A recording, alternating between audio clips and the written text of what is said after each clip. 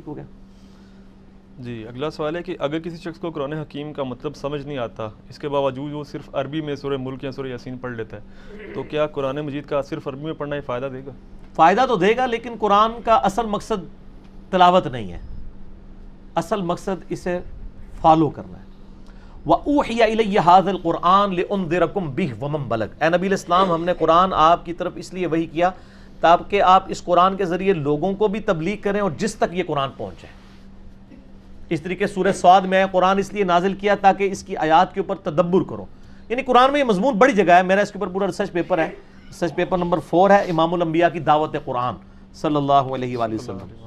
قرآن کا پرائمری مقصد ہے اس کو فالو کرنا، تلاوت کرنا نہیں سر.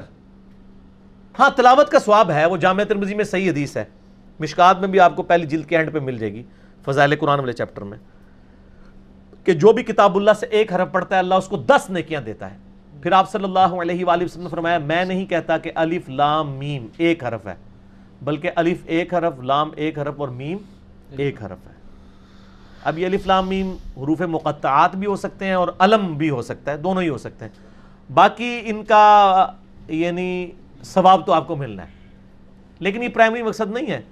وہ صحیح حدیث ہے ابو داؤد کے اندر، ترمذی کے اندر، کہ جو رات کو سونے سے پہلے سورۃ الملک پڑھ لے گا اللہ تعالیٰ اسے عذاب قبر سے محفوظ رکھے گا.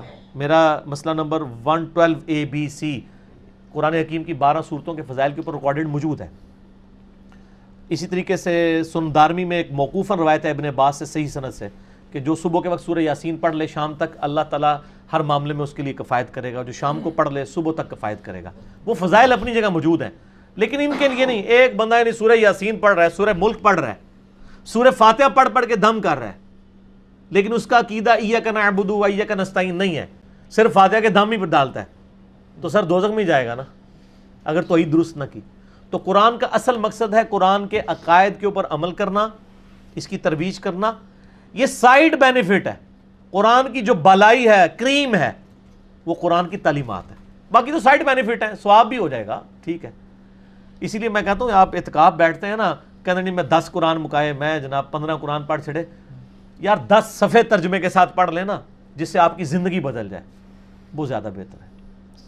تو بال یہ ایکسٹریم رویے ہیں. بعض لوگ جو یہ کہتے ہیں نا کہ جی بغیر ترجمے کے وہ پڑھے گا کوئی فائدہ نہیں ہوگا، وہ بھی غلط کہہ رہے ہیں. ثواب تو ہونا ہے جی، اس میں کوئی شک نہیں ہے، لیکن اصل جو فائدہ تھا وہ نہیں ہوگا.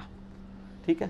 یہ اسی طریقے سے ہے کہ ایک بندہ ڈرائیونگ کرتے ہوئے زبان سے تو کہہ رہا ہے keep left keep left keep left, اور اسٹیئرنگ اس کا رائٹ کی طرف جا رہا ہے تو ٹھوک ہی دے گا نا سامنے جا کے، اگر وہ پاکستان میں چلا رہا ہے. امریکہ میں تو رائٹ سائڈ پہ چلتی ٹریفک، انہوں کو ویچو پاک کاٹ لوے. تو میں اس لیے کہہ رہا ہوں، تو خالی زبان سے بولنے سے نہیں ہوگا، باقی آپ کا عمل بھی اس کے اوپر گواہ ہونا چاہیے.